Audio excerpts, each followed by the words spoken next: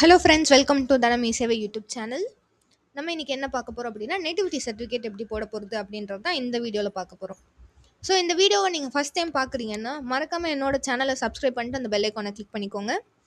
Plus first time பார்க்குறவங்க நீங்கள் 2 விஷயம் பண்ணணும். ஒன்று யூசர் ஐடி கிரியேட் பண்ணுறது, இன்னொன்று கேன் ரெஜிஸ்டர் பண்ணுறது. இது ரெண்டுத்துக்குரிய வீடியோ கீழே டிஸ்கிரிப்ஷனில் கொடுத்துருக்கேன், மேலே கார்டும் கொடுத்துருக்கேன்.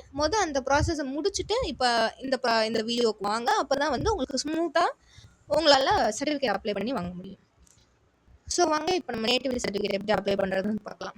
ஸோ இந்த மாதிரி வழக்கம் போல் நம்ம யூசர் ஐடி அண்ட் பாஸ்வேர்ட் போட்டு உள்ள லாகின் பண்ணி இங்கே சர்வீஸ் வைஸ் கிளிக் பண்ணிட்டீங்கன்னா இந்த சர்ச் பார் ஓப்பன் ஆகும். இதில் உங்கள் நேட்டிவிட்டின்னு தெரிஞ்சிங்கன்னா இங்கே சர்டிஃபிகேட் வந்துடும். இதை கிளிக் பண்ணிக்கோங்க. கிளிக் பண்ணிங்கன்னா இந்த ஸ்க்ரீன் ஓப்பன் ஆகும் வழக்கமாக. ஓகே, இப்போ நம்ம தேவையான டாக்குமெண்ட்ஸ் என்னென்ன அப்படின்றத பார்த்துடலாம். ஓகே, இப்போ நேட்டிவிட்டி சர்டிஃபிகேட்ஸ்க்குரிய டாக்குமெண்ட்ஸ்லாம் என்னென்ன அப்படின்னா, அப்ளிகண்ட்டோட ஃபோட்டோ, அவங்க Aadhaar card, smart card, birth certificate, ஸ்கூலில் இல்லைன்னா காலேஜில் படித்த ஏதாவது ஒரு சர்டிஃபிகேட், நம்ம டிசி இல்லை மார்க் ஷீட் கொடுத்துக்கலாம்.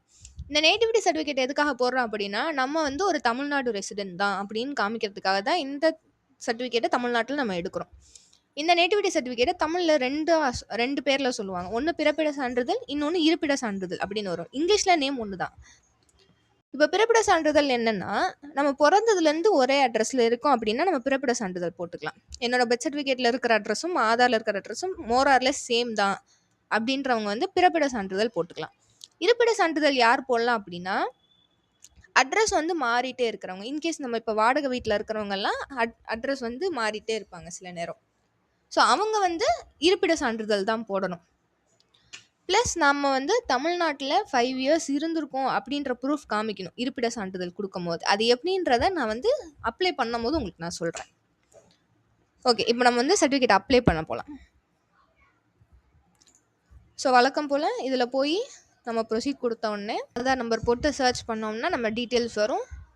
வழக்கம் போல் இதை கிளிக் பண்ணிவிட்டு கீழே Aadhaar number, date of birth and நம்ம கேனில் என்ன கொடுத்தோமோ அந்த ஃபோன் நம்பருக்கு ஓடிபி வந்திருக்கும், 4 டிஜிட் ஓடிபி. அதோட 4 டிஜிட் போட்டு கன்ஃபார்ம் கொடுத்தீங்கன்னா இந்த மாதிரி ப்ரொசீட் எடிட் கேன் டீட்டெயில் சேவஸ் நியூன்னு இருக்கும். சேவஸ் நியூ மோஸ்ட்லி அவாய்ட் பண்ணிடுங்க, அது யூஸ் பண்ணாதீங்க, வேண்டாம். இப்போ நம்ம ப்ரொசீட் கொடுத்தோம்னா சர்டிஃபிகேட் போயிடும். இன்கேஸ் உங்கள் கேன் டீட்டெயில்ஸில் ஏதாவது கரெக்ஷன் பார்க்கணும் அப்படின்னா எடிட் கேன் டீட்டெயிலில் போய் உங்களோட டீட்டெயிலை கரெக்ட் பண்ணிவிட்டு ப்ரொசீட் கொடுங்க.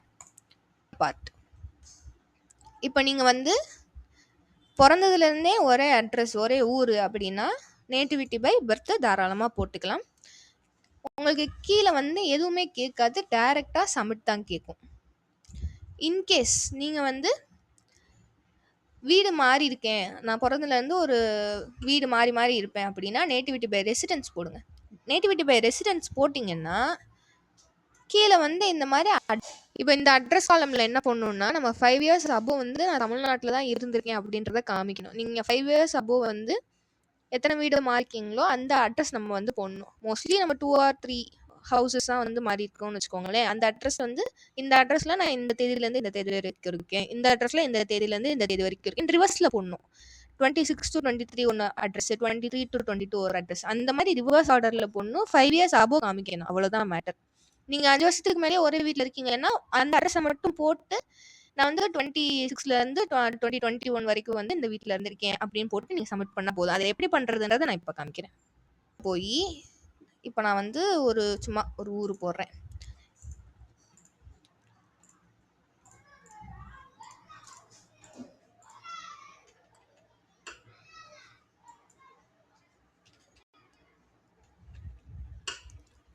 போட்டு டோர் நம்பர் போட்டு இப்போ நான் இதில் ஒரு 3 இயர்ஸ் கணக்கில் போடுறேன். ஓகேவா, இதிலேருந்து இன்னைக்கு தேவை வரைக்கும் இங்கே இருக்கேன் அப்படி போட்டுக்கலாம். சாரி, எனக்கு தெரியாது, ஒரு 6 டிஜிட் ரேண்டமாக போடுவோம். ஓ, 6ல் ஆரம்பிக்குமா? 624001 போடுவோம். போட்டு இப்போ ஆட் ஆயிடுச்சா? இப்போ நான் சப்மிட் கொடுத்தேன் அப்படின்னா சப்மிட் ஆகாது. ஏன்னா நம்ம 5 வருஷத்துக்கு மேலே தங்கியிருக்கோம் அப்படின்றத தான் காமிக்கணும். இதுதான் நான் சொன்ன க்ரைட்டீரியா. இப்போ நான் இங்கே ஒரு 4 வருஷம் போட்டிருக்கேன். மறுபடியும் போடுவோம் அதே மாதிரி. ஈரோடு. ஓகே, என்ன போட்டிருக்கேன் இங்கே போட்டு சேம். போட்டு 14 டோர் நம்பர்.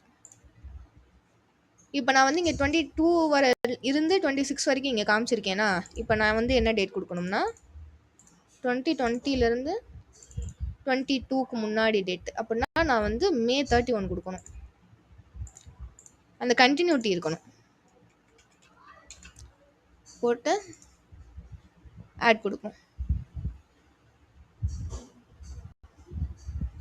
ஓ சாரி 8 போயிடுச்சா?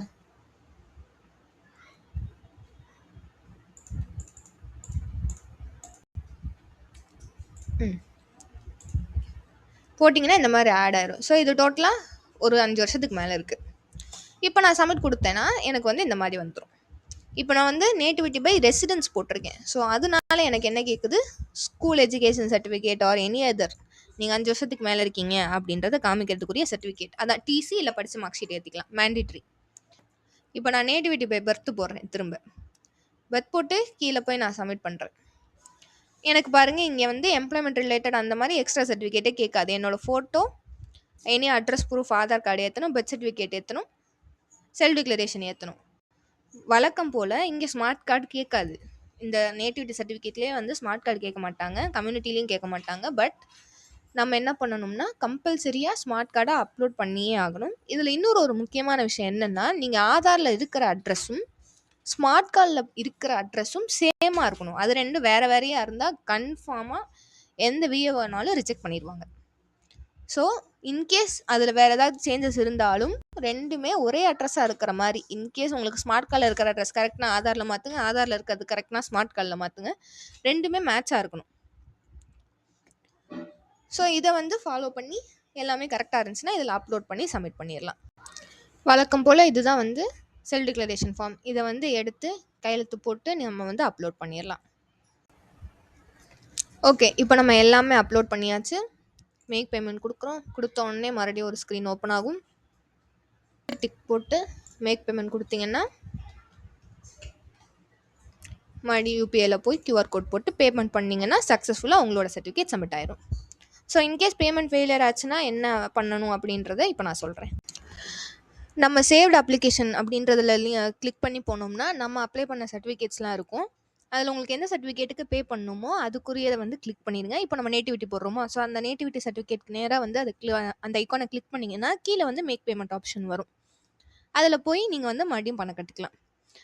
இப்போ எல்லாமே நம்ம வந்து சர்டிஃபிகேட் அப்ளை பண்ணுற ப்ராசஸ் எல்லாமே முடிஞ்சிருச்சு. இதோட ஸ்டேட்டஸ் எப்படி பார்க்குறது, இந்த சர்டிஃபிகேட் எப்படி டவுன்லோட் பண்ணுறது அப்படின்றது வந்து எல்லா சர்டிஃபிகேட்டுக்கும் காமன்றனால தனி வீடியோ போட்டிருக்கேன். அதோட லிங்க்கும் டிஸ்கிரிப்ஷனில் இருக்குது. ஸ்டேட்டஸ் பார்க்கணுன்னு நினைக்கிறவங்க அந்த லிங்க்கை போய் கிளிக் பண்ணி பார்த்துக்கோங்க.